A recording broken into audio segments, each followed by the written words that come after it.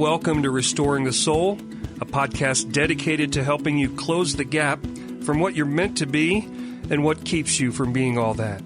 I'm your producer, Brian Beatty, alongside your host, Michael John Cusick. Yo.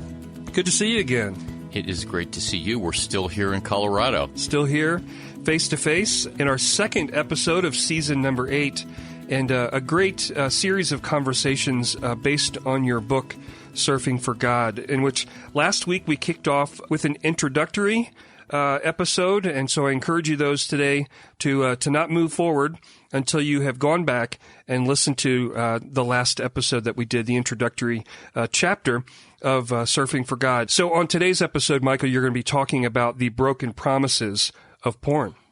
Yep, and the broken promises are a number of ways that we can kind of see into our soul to understand why we're doing what we're doing, and they really represent some of the major themes in the book. But I want to start with a story. The year was 1989. I had graduated college shortly before, and like many blue-collar kids in Cleveland, I graduated college. Had no idea what I wanted to do, but I knew I didn't want to teach high school, which was what my degree was in. So I started a painting business. And I'll never forget arriving at my job. I didn't subscribe to the local newspaper, so I saw the newspaper on my customer's porch, picked it up, was going to carry it inside, and the headline said, FBI raids escort service. And, of course, an escort service is a euphemism for a high-priced prostitution ring, and there had been a local athlete and celebrity that were involved in this raid. Their names were found, and my name was in the, quote, little black book that had been confiscated because I had been using that high-end prostitution service despite me being just a recent college graduate and probably making less than minimum wage. But I was at the height of my sexual addiction then, which began years earlier with my pornography struggle. Well, fortunately and providentially, within 24 hours after that headline and me imagining myself being in an orange jumpsuit in prison, I ended up in a Christian counselor's office. And I walked in and he sat down. He said, "So how can I be of help?" And for 50 minutes, I talked nonstop without a breath. I told him my story of sexual abuse beginning when I was young, and I told him about growing up in a dysfunctional alcoholic family, and I told him every single instance of sexual sin and acting out. And when we were just near the end of the session, he raised his arm up very conspicuously, looked at his watch, and said, "We're almost out of time. Would you like to hear some thoughts?" And I finally took a breath, and I said, "Sure." And in my head, I thought, why am I paying you money if you're not going to do that? Not realizing at all that I had completely dominated the session and not allowed him to get a word in edgewise. So he says to me, "I have a question and a comment. First the comment, then the question." And of course, this got my attention because he was so intentional. And he leaned forward and looked right at me and he said, "You strike me as a very lonely man." And when he said those words, they pierced my heart. They took my breath away because I was an extrovert. I was a young life leader, youth minister. I was really good at kind of gathering people around me and getting people to laugh. But what he saw in that 50 minutes was a man who was really lonely, a man who was searching for connection, for intimacy, a man searching to be known. And at the end of it all, he saw me not being able to find or get what I was looking for. Then, as I had no time to respond, he said, "And now the question, are you ever at a loss for words?" And I remember when he said that, I kind of, if I was drinking a glass of water, I would have done the kind of thing, because that's not socially appropriate talk. But what was so brilliant about what he did, his name was Mike Mishya. He's a psychologist in the greater Cleveland area with North Coast Family Foundation.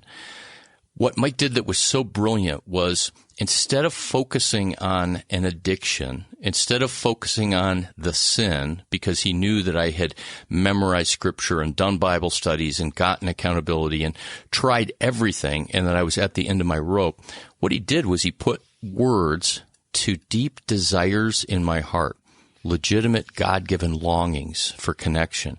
And he said, you're really lonely. That's the problem beneath the problem, is what he was saying. And then by saying, are you ever at a loss for words, he was very kindly, albeit strongly, putting words to my way of relating, my scheme, the purpose of my heart. In Proverbs 20, verse 5, it says that the purposes of our hearts are deep waters, but a man of understanding draws them out. And already in that session, by saying, you strike me as a lonely man, and are you ever at a loss for words, without actually getting me to respond, he was highlighting the purposes, the motives, the agendas that were deep in my heart. And one of the strategies and motives that I was operating out of was, I will never let people get close to me. And almost prophetically, when he said, are you ever at a loss for words, he was saying, what's happening right here in the counseling room where you're trying to control me with your words and your banter and trying to get me to laugh and whatnot and not catching a breath. I wonder if that's the same thing you do with people on an everyday basis. I wonder if that's what you would do with a woman. I wonder if that's why you're not able to enter into an intimate relationship. Had he said, well, you're a sex addict and you need to go to treatment, which I think is an appropriate response for some people in some situations, but had he said that, I wouldn't have gone back to counseling with him because it would have felt too close to the same old, same old. And instead, I went out in the parking lot and I sat in my car and I thought, I don't know what just happened. I feel loved and I feel beat up. I feel known and I feel exposed. But whatever just happened, I want that to continue to happen because I felt strangely loved for the first time and strangely hopeful that someone could lead me to the root of this problem. And it really came down to a matter of connection. Absolutely. You know, the longings of our heart to connect with one another horizontally and to connect vertically with our God. And in that moment, there was a very real connection that was there where he responded in, I think, the best way possible. And then what that relationship was really about for the next 2.5 years as he continued to be my counselor was him connecting with me connecting with him, and really allowing myself to be known. And there was this deep agreement in my heart that I can never be known. No one can really know everything about me without running out of the room. And he was the first person to know everything about me and to not run out of the room. So getting to your book, Surfing for God, let's jump in and talk about the issue of lust. Yeah, why is porn so compelling as it relates to lust? How come it's powerful and seemingly impossible to battle? Well, because it speaks to legitimate God-given desires inside of us. And so when Mike spoke to that longing and yet the loneliness, and when he spoke to the longing for connection and holding him and others at a distance, he was speaking to these deep desires. And so the chapter in the book called It's Not About Sex is really about just that issues with lust, porn, sexual sin, sexual addiction and compulsion, they're not, as we often think they are, about sex. I remember going to my youth minister and saying, I'm so excited because I've been praying lately for God to take away my sexual desires. And he turned to me as he was driving his 1984 Volkswagen Rabbit, slammed on the brakes and said, Michael, God doesn't want to take away your sexual desires. And I thought that was the only solution. Instead of understanding what those desires were actually about beneath the sexual longings and the misdirection of them. And eventually that too is what happened in counseling. And so porn has a kind of cartoon bubble. I'll often ask people in my office, if your issue, whether it's anxiety or anger or let's say an eating issue, but in this case, let's say it's a struggle with pornography. If that struggle could, be turned into a human being and have a voice, and there was a little cartoon bubble coming out of the struggle with lust, what would the bubble say?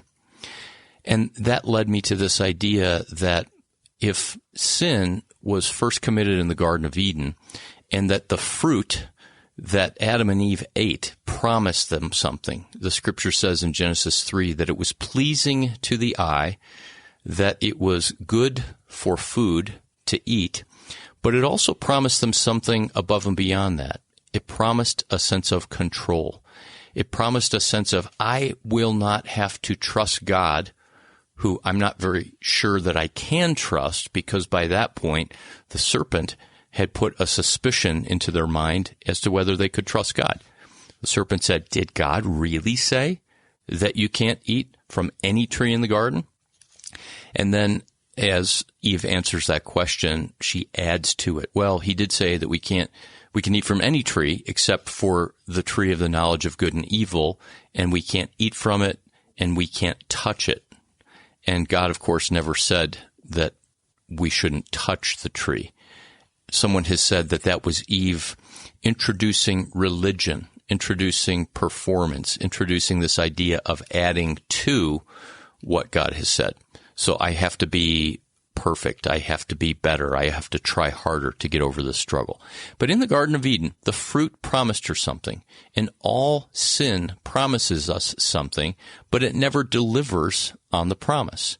It always overpromises and under-delivers. And so the promise is really a broken promise. The porn will make you feel like a man. The porn will give you comfort. The porn will give you life, and yet it ends up leaving you empty and ashamed. So the first of these broken promises is this idea that pornography promises a validation of our manhood, but without requiring strength. In his book, Wild at Heart, John Eldredge said that the reason why pornography is the most addictive thing in the universe is that it allows a man to feel like a real man without requiring him to be a real man. And so I'll often ask men this question in the first conversation where, they're wanting to come in and talk about sex addiction and porn and lust and help me to get this under control. And I'll say, well, let's talk a little bit first. I get to know them, and then I'll ask a question. Where in your life do you typically feel the strongest and the manliest? And now I've been counseling almost 30 years professionally, and in all of that time, I've never had a man respond by saying, I feel the strongest and manliest in the presence of my wife. They'll say things like at work, in the boardroom, in sports, in hobbies, in doing things like hunting or fishing with my son, or sometimes they'll say, I don't have anywhere where I feel strong and manly. There it is. Boom. Porn makes you feel strong and manly. And it's not that there's anything wrong with women. It's actually that there's something profound and beautiful and glorious about women, in that women are far, far, far, far stronger and substantive than men in the church have historically given them credit.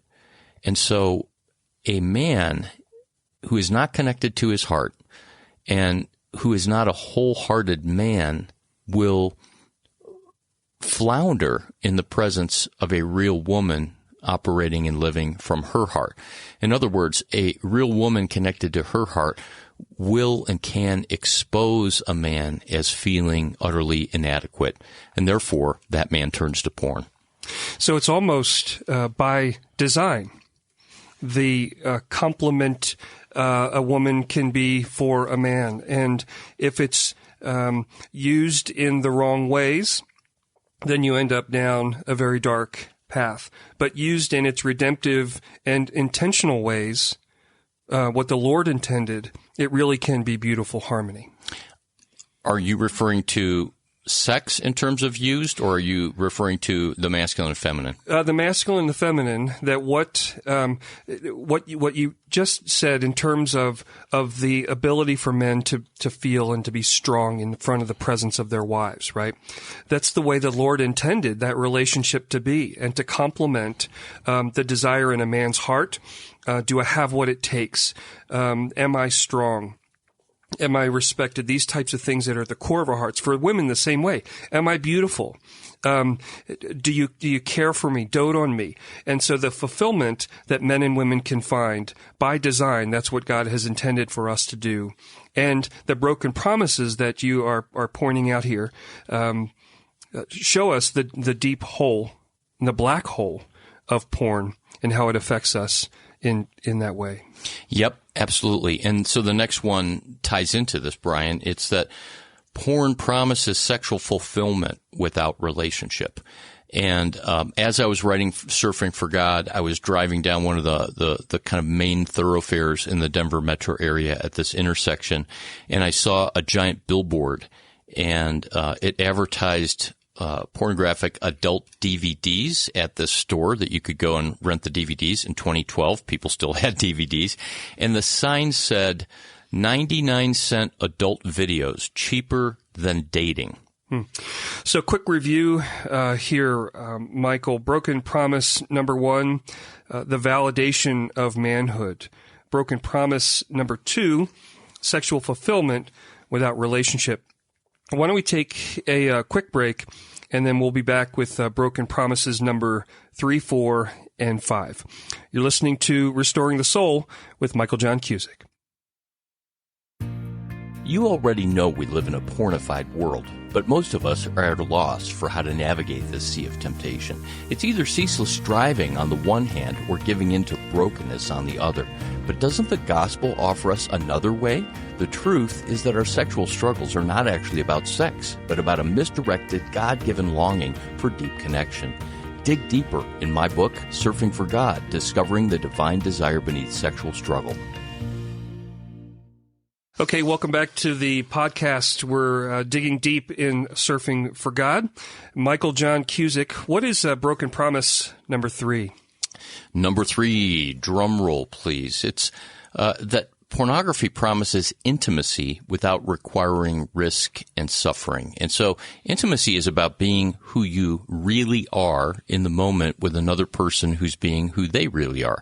So to the degree that we're posing or pretending or being an imposter, we're not being who we really are. I remember counseling a man once, and I said, "How do you feel about conflict?" And he laughed, knowing exactly what I was talking about. And he said, "You mean like conflict in the Middle East?" "No, not exactly. With your wife." And he said, "I wake up every morning, and at the top of my to-do list, I write, avoid conflict." He was a funny guy, so we were having a fun conversation about this. The point is, this man's life was really designed to never be exposed.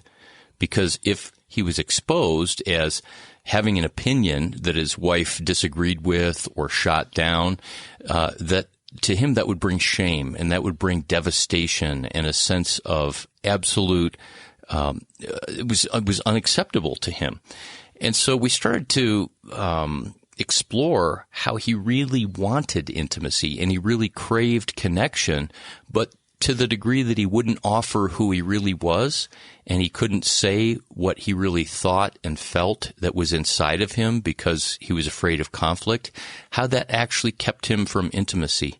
And so as he began to deal with the lies and the wounds that were inside that he had denied or that weren't available to be loved and for someone else to connect with, as we began to deal with that, the problem with pornography really lost its momentum, and that person experienced pretty significant healing.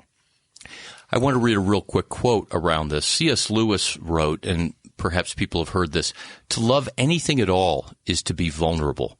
Love anything, and your heart will be wrung and possibly broken.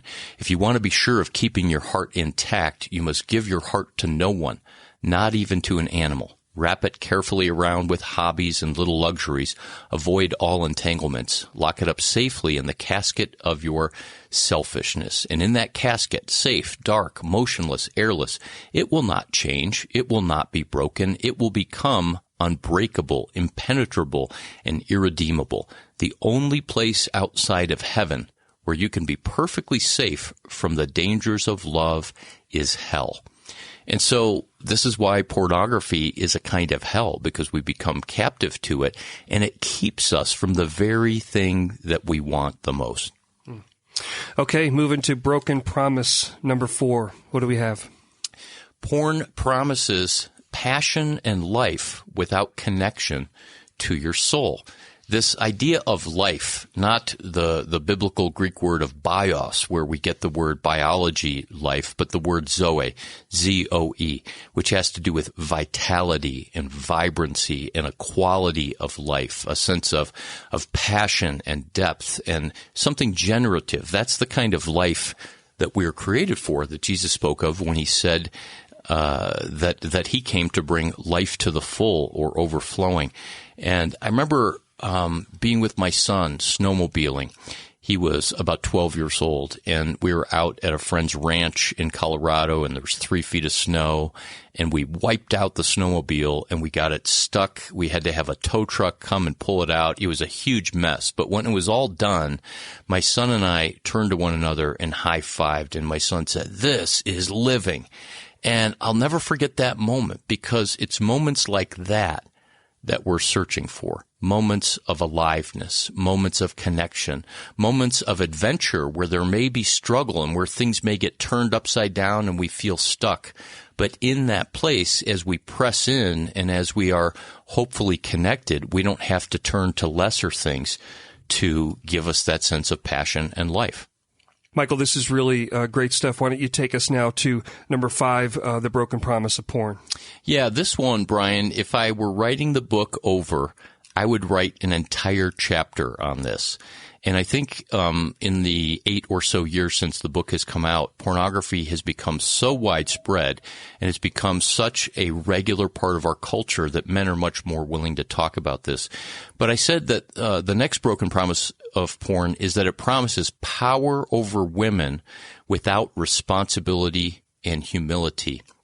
And again, this idea that a woman who's substantive and connected to her heart, she can, just by being a woman, make a man feel inadequate, because women are mysterious to men, and because men, when they don't know what to do or how to do it, can either just shut down and withdraw and avoid or attempt to control.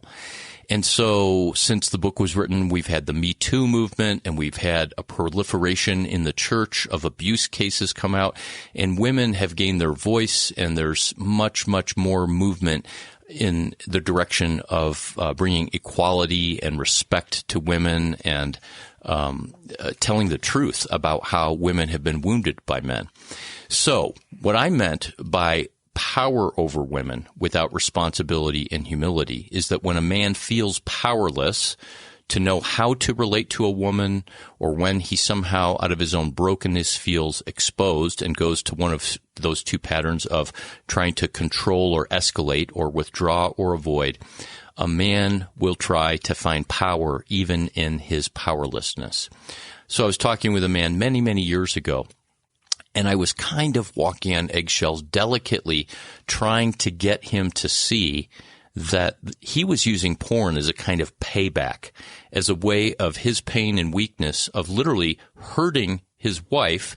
And I hadn't had many, many conversations like this. So I was kind of sort of maybe, do you think that maybe? And I basically said to him, finally, it seems like every time you look at porn, it's right after you and your wife have had a fight. And he goes, now that you mention it, I feel like every time I look at pornography, I'm just flipping my wife the bird and telling her, that's what I want you to go do. And as we began to talk about how that cruel, mean response was out of a place of his own pain, it wasn't just, well, repent and stop being so mean. He had presumably tried to do that. But the issue of repentance and healing had to do with healing the wound that was beneath the making her pay and hurting her, and exposing to the light the lie that he was inadequate and that he didn't have what it took as a husband. Michael, I've got a confession. What's that? Well, a confession to our listeners. I lied. You lied about what? Well, I said that there were going to be 5 broken promises of porn. But there's not 5. There are 6. That's right. And the book actually says 5, and there are 6, so it is a mistake on the behalf of the publisher.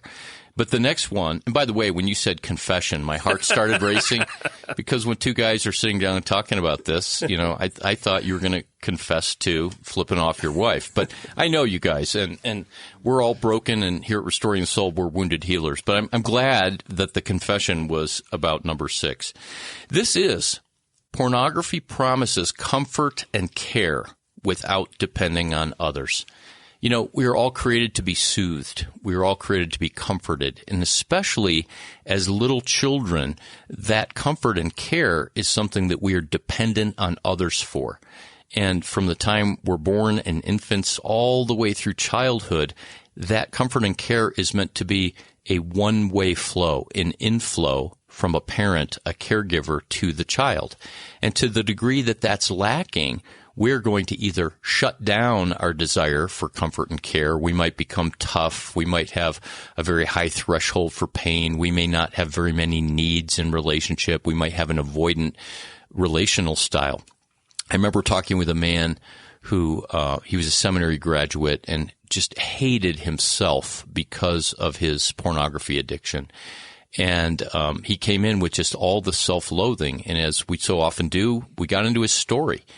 And one of the poignant moments in his story was his mother was a single parent. He was an only child, and he would come home every day and let himself into the house and make himself a snack. And if there was homework, he would do that. And then for several hours, he would watch TV. And he would eventually channel surf, and this was back in the early days of cable television. He would go to the channel where you couldn't see any picture, but it was the adult videos, and you would see the whiteout fuzz and kind of a white noise kind of sound, but you could also hear in the background people being sexual and having sex. And he would listen to that, and then within a few years, because this went on for a long time, he would begin to masturbate to that. And as we talked, again, there was so much self-loathing and so much shame, and I tried to help him see, what if you were doing that? Let's step back for a moment from the, quote, sin and the sinful aspect of that. And what if God looked at you? And what if you could see yourself through the lens of, that was all I had and all I knew to get comfort? And what if that was equivalent to you being able to run to your mom when you came home from school and say, Mommy, can I have a hug? Because today I get picked on, or because I want to celebrate the fact that I did really well on my spelling test, or I failed my test. And to be able to get that nurturing, that wasn't available. And so the pornography gave this comfort and care, but in a way where there was no one, through no fault of his mother, who he could depend on. And those are the broken promises of porn, and addressing these helps us, as I mentioned at the end of the last podcast, to do what Dietrich Bonhoeffer said. And here's the quote again. The pursuit of purity is not about the suppression of lust, but about the reorientation of our life to a larger goal. What's that larger goal? It might be to say, I want to become the kind of man who my manhood is validated from God and validated from within. I want to be the kind of man that can depend on others for comfort and care, even though I never learned how to do that. I want to be the kind of man that can be humble and responsible and other-centered with a woman, as opposed to trying to have power over her, and so on.